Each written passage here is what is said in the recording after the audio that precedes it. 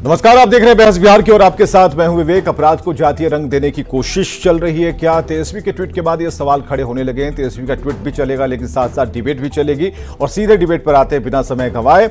आज की डिबेट में हमने जिन्हें बुलाया है उनका परिचय कराना चाहेंगे आपसे। राजेश सिंह प्रवक्ता बीजेपी से हमारे साथ हैं, धीरज कुशवाहा प्रवक्ता जेडीयू से, ज्ञान रंजन प्रवक्ता कांग्रेस से, एजाज अहमद प्रवक्ता आरजेडी से हमारे साथ हैं। बाकी जिनसे बात होती रहेगी और आप देखते रहिए कि आखिर तेजस्वी ने क्या कहा। लेकिन अगर हम बात करें रिएक्शन की बात, तो दो जगहों से रिएक्शन भी आए हैं, जिसमें एक रिएक्शन तो है जीतन राम मांझी का और एक नीरज कुमार की जेडीयू के मुख्य प्रवक्ता हैं, उन्होंने हमला बोला है। हालांकि पहले के दिनों की याद करवाई है, पहले सुन लेते हैं उसके बाद आते हैं। माननीय तेजस्वी यादव जी अपराध की व्याख्या भी आप जाति पर करने लगे, ये तो दुर्भाग्यपूर्ण आपका नजरिया है। और आपराधिक घटना हुई है, तमाम घटनाओं को संग्रहित करके उन्होंने राजनीतिक बयान दिया है। तो हम उनसे यही जानना चाहते हैं कि क्या माननीय तेजस्वी यादव जी बिहार में आप खौफ का वातावरण बनाना चाहते हैं? तब तो राष्ट्रीय जनता दल के जो नेतागण हैं वो अब नहीं घूमते होंगे, जो डर गए होंगे, बगलामुखी का जाप कर रहे होंगे, हनुमान चालीसा पढ़ रहे होंगे और बेटियां घर से नहीं निकल रही होगी, महिलाएं घर से नहीं निकल रही होंगी। एयरपोर्ट पर जो लोग यहाँ आए हैं वो जब बाहर निकल रहे होंगे तो सुरक्षा के घेरे में उम्मीद कर रहे होंगे।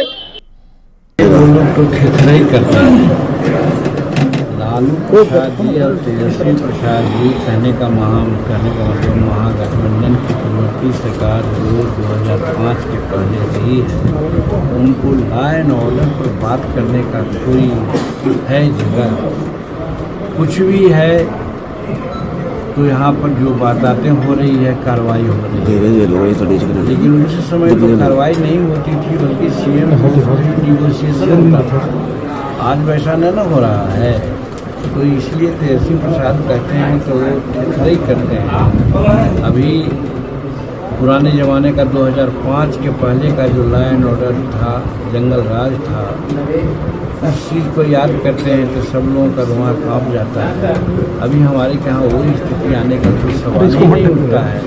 ऐसे जनसंख्या बढ़ी है, छिपी घटनाएं घटती है, घटनाएं घटती एक बात है, लेकिन उस पर त्वरित कार्रवाई होना भी दूसरी बात है। आज जो भी घटनाएं घट रही है वो त्वरित कार्रवाई करके उसको। चलिए, एजाज अहमद जी प्रवक्ता आरजेडी से हाजिर हो जाइए भाई। क्या कौन सा रंग देने की कोशिश हो रही है और क्या जो आरोप आप लोगों के ऊपर लगाए जा रहे हैं तेजस्वी के ट्वीट के बाद? हालांकि तेजस्वी ने एक बात तो की कि जो सिर्फ हवा में बात नहीं की, उन्होंने उन घटनाओं का जिक्र किया, बिंदुवार तरीके से उन बातों को बताया भी। एजाज अहमद, यहाँ पर आपका पक्ष मजबूत होता है। अगर हवा हवाई कहते, सिर्फ ट्वीट कर देते कि लॉ एंड ऑर्डर खराब है, तब लगता कि अरे भाई दिखाइए, तो दिखाने के लिए भी आपके पास है, उन घटनाओं का जिक्र भी है। अब जरा हमें ये बताइए कि इन आरोपों को कैसे झेल रहे हैं अभी तक आप लोग? देखिए, सबसे बड़ी बात यह है कि जिस तरह से बिहार में एनडीए की सरकार चल रही है और जिस तरह का परसेप्शन चुनाव के समय इन लोगों ने खड़ा किया था, जंगल राज का रट लगाया करते थे। आवाज नहीं आ रहा, तो स्पष्ट रूप से इनको ये बताना चाहिए, आवाज नहीं आ रहा है कि बिहार में आवाज आ जाएगी, आवाज आ जाएगी, लगे हुए हमारे सहयोगी, आवाज आ जाएगी। हाँ एजाज जी, अपनी बात पूरी कीजिए। बिहार में कौन सा राज चल रहा है? बिहार में ये मंगल राज की जो परिकल्पना लेकर के भारतीय जनता पार्टी और जनता दल यू और एनडीए के लोग सामने आए थे, वो स्पष्ट रूप से दिख रहा है। ये बताने की आवश्यकता नहीं है। अपराध और अपराधी हावी हैं। अपराधियों के द्वारा जिस तरह से अपराध करके निकल जाते हैं और पुलिस और प्रशासन का खौफ समाप्त हो चुका अपराधियों पर से, सरकार का इकबाल समाप्त हो गया है। यहाँ पर ऐसा लग रहा है कि अपराधी पूरी तरह से मस्त है अपराध करने में। जो आम आवाम है वो पस्त हो चुकी है अपराधियों के सामने, और जो सरकार में बैठे हुए लोग हैं वो मलाई काटने में व्यस्त हैं। इसी के कारण स्थिति और परिस्थिति ऐसा हो गया है कि अब संभल नहीं रहा है। चलिए जरा संभालने की कोशिश करते हैं। बयानवीर लोग हैं, एक मिनट बयानवीर लोग हैं, बयान बात सुनेंगे, दे करके अलग हट जाते हैं। बस आपको बिल्कुल लाएंगे। आज तो आप ही सेंटर में हैं, आज तो केंद्र में आप हैं, ठीक है। धीरज कुशवाहा प्रवक्ता जेडीयू से हैं। धीरज कुशवाहा जी, जिन बातों का जिक्र तेजस्वी ने किया है ट्वीट करके, और जो आप लोग कह रहे हैं कि इसे जातीय रंग देने की कोशिश की जा रही है, और जिन बिंदुओं को गिनाया है तेजस्वी ने, क्या कहना है आपका? देखिए विवेक जी, चुनाव में ठीक आप देखे होंगे कि ये लोग भ्रम फैलाने में लगे थे कि संविधान खतरे में है, और उसके बाद में फिर ईवीएम हैक किया जाता है। इससे आप निकल गए, गाड़ी आगे बढ़ गई। चूंकि बिहार की जनता सब समझ रही है, जो आना था रिजल्ट आ चुका है। अब माननीय तेजस्वी प्रसाद यादव जी जातीय रंग देने की कोशिश कर रहे हैं। कुछ चुनाव में तो कह रहे थे कि हम लोग A to Z की पार्टी हैं, अभी कह रहे हैं कि यादव समाज के साथ में घटना की जा रही है। आप जानते हैं कि बिहार में हजारों ऐसे इलाके थे, गांव थे, जहां पर दिन में जाना मुश्किल था। आज 2005 के बाद में माननीय नीतीश कुमार जी के नेतृत्व में एनडीए की सरकार में 24 घंटा वहां पर परिचालन है, लोग आते हैं जाते हैं, अमन चैन के साथ में जीते हैं। लेकिन ये तेजस्वी प्रसाद यादव जी से बिहार ये उम्मीद नहीं कर रही है कि इस तरह की बयान दे और फंसाए। आप बताइए कि बिहार में जो महिलाओं का सम्मान होता है, पहले होता था क्या? ये लोग बीच रोडों पर खून खराबे और इज्जत आबरू लूटी जाती थी। इस पर ये लोग क्या कहेंगे? देखिए, माननीय नीतीश कुमार जी विकास करते हैं। आप 12 बजे रात में किसी भी आप मुख्यालय से किसी भी जिला में जा आ सकते हैं, कोई भी बहन बेटियां रोडों पर चल रही है। तेजस्वी ने किया है, उस पर क्या कहेंगे? देखिए, आप जानते हैं कि कुछ समाज में गड़बड़ लोग होते ही हैं। सब चीजों को हमारे संविधान ने नियम कानून बनाया हुआ है, लेकिन कुछ लोग गड़बड़ होते हैं, इस बात से इनकार नहीं किया जा सकता है। ठीक कौन करेगा? घटना करने वाले घटना कर देते हैं, गड़बड़ करना हमारी जवाबदेही है।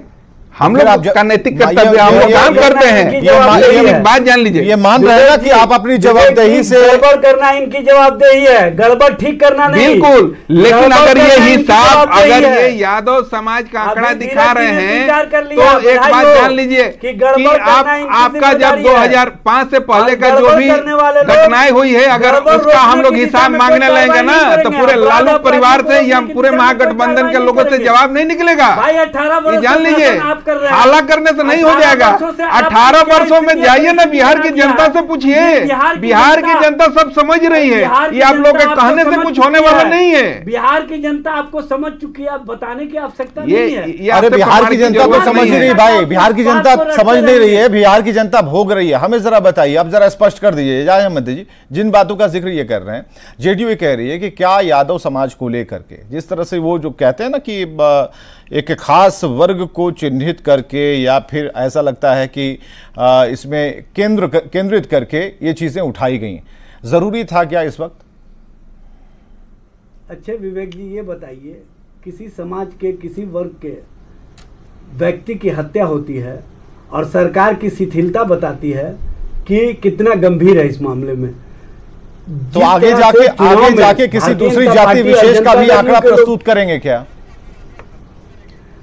देखिए, किसी की भी हत्या हो, हत्या को गलत ठहराना चाहिए। हत्या पर सरकार को त्वरित कार्रवाई करनी चाहिए। तो अपराध और अपराधियों की वारदात को सिर्फ यादव समाज पर ही केंद्रित रखना सही है क्या? आप विवेक जी, आपने सारण लोकसभा चुनाव में रूडी जी का बयान सुनाया था, आप भी सुनाए थे। उन्होंने कहा था कि गोली चलती है, चलती रहेगी। तो इस तरह का जो भाषा एक सांसद के माध्यम से बोला जाए, तो उसको आप उचित ठहराएंगे क्या? उनको आपने कभी टारगेट नहीं किया, उनके संबंध में कभी आपने नहीं पूछा कि आप क्यों इस तरह की भाषा बोलते हैं। नहीं होगा। क्यों उनके पार्टी के नेता देखे हैं विवेक जी, सब चीज को हम लोग देखते हैं, हम लोग जनता के नजरिए से देखते हैं। और इन लोगों की तरह नहीं है कि 15 वर्षों का ही रट लगाते हैं। परसेप्शन की राजनीति हम लोग नहीं करते हैं। ठीक है, तो हमारा परसेप्शन तो आप लोग अवगत कराते हैं। परसेप्शन तो आप लोग का पूरे हिंदुस्तान के लोग देखते हैं, पूरी देश दुनिया देख चुकी है कि 2005 से पहले उसमें वर्णन है क्या स्थिति था, जिनके साथ जो घटनाएं हुई, महिलाओं को निवश किया गया भागलपुर में, उसका भी चर्चा है। नवादा में महिला को उसकी भी नहीं, इससे हम लोग पीछे हट कहां रहे हैं? जो घटनाएं उठी या फिर जो घटनाएं हुई हैं, उस पर तो सवाल पूछ ही रहे हैं। ऐसा थोड़ी है कि भाग गए। नहीं, तो इससे सवाल पूछने से कौन रोक रहे हैं? ये तो स्वयं कह रहे हैं हाँ, कि घटनाओं को रोक नहीं सकते। लेकिन आप अपने सवाल, आप अपने सरकार के स्तर से अपराध सुनेंगे ही नहीं, आपका तो टेप चालू हुआ तो नहीं की जा रही है। अरे रुकिए, हम ये कह रहे हैं कि जो आपसे सवाल पूछा गया यहां पर तो जाति केंद्रित नहीं है ना, यहां पर बहस क्यों उठ गई? ठीक है, लॉ एंड ऑर्डर पर आप सवाल करते रहे, किसी ने कुछ कहा क्या आप लोगों को? नहीं कहा ना। लेकिन जिस तरीके से तेजस्वी का जो बयान आया जिसे ये लोग कोट कर रहे हैं, हमें जरा बताइए उस विषय पर क्या कहना है, क्या ये गलती हो गई आप लोगों से? देखिए विवेक जी, इस मामले में जो सच है, सच्चाई है, उससे सबको ग्रह करना चाहिए। और सच्चाई जब तेजस्वी जी ने रखा है तो उससे इनकार क्यों?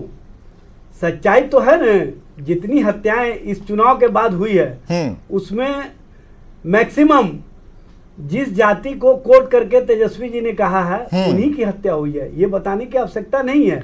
आखिर क्या कारण है? उनके मनोबल को तोड़ने के लिए, उनके कहीं ना कहीं जो समाज के अंदर वो सबको लेकर के चलने पर जो विश्वास करते रहे हैं, वो ये तो आप तारीफ अपनी कर ले। राजेश सिंह, प्रवक्ता बीजेपी से, आप अपनी बात कहिए भाई राजेश सिंह।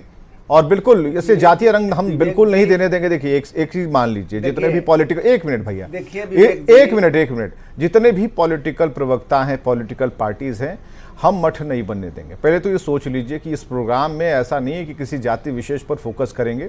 आपराधिक घटनाएं हो रही हैं, हर जगह हो रही हैं, कहीं कोई ऐसा नहीं है कि सिर्फ यादव समाज का ही व्यक्ति किसी भी कारण से जमीन के मामले में, इस मामले में, उस मामले में जा रहा है ना भाई, जान जा रही है ना। हमें इस पर रोक लगानी है। जहां तक तेजस्वी यादव की बात है और जिस पर जो तरह तरह के रिएक्शन आ रहे हैं, उस पर जो आपत्ति है, इसलिए हमने कहा ना कि हमारी एक लाइन ये होनी चाहिए कि ये हो ना, अगर हो भी गया तो किसी सेंट्रिक पर, मतलब कहते हैं ना कि एक दो चीजें होती हैं, एक सेंट्रलाइजेशन होती है, एक जनरलाइजेशन होती है। तो जो सेंटर पर आप लोगों ने चुन लिया ना, इसको चुनना नहीं चाहिए था। राजेश सिंह अपनी बात कहिए। देखिए, अपराधी कोई भी हो उसका कोई जात नहीं होता है। अपराधी के लिए तो नीतीश जी स्पीडी ट्रायल तक लिए थे। जहां तक तेजस्वी जी का सवाल है विवेक जी, आज पटना का वो आदमी नहीं भूला है कि मिथिला मोटर यहाँ से चला गया, कोई नया कार खरीद के रोड पर नहीं चलता था। चंपा विश्वास, इनके पार्टी के नेता ने चंपा विश्वास के साथ क्या किया था। तो अपराध पर तो तेजस्वी जी के बोलने का कोई अधिकार नहीं है। जहाँ तक अभी आचार संहिता था, अभी जो घटना घट रही है, तो लालू जी के परिवार और लालू जी ही जाति पात पर चुनाव करते हैं। बुरा बाल साफ करो, समाज को बांटने की बात होती है। आप मत आइए, इस पे मत आइए। देखिए फिर ढूंढना पड़ेगा, फिर निकालना पड़ेगा हमें कुछ। विवेक जी, एजाज भाई अभी आप कुछ नहीं कहेंगे। एजाज भाई अभी कुछ नहीं कहेंगे। राजेश सिंह को अपनी बात पूरी होने दे। राजेश सिंह कुछ नया कहिए ना, बार बार इसे रिपीट करना ठीक नहीं। नहीं, नया नहीं कह सकते,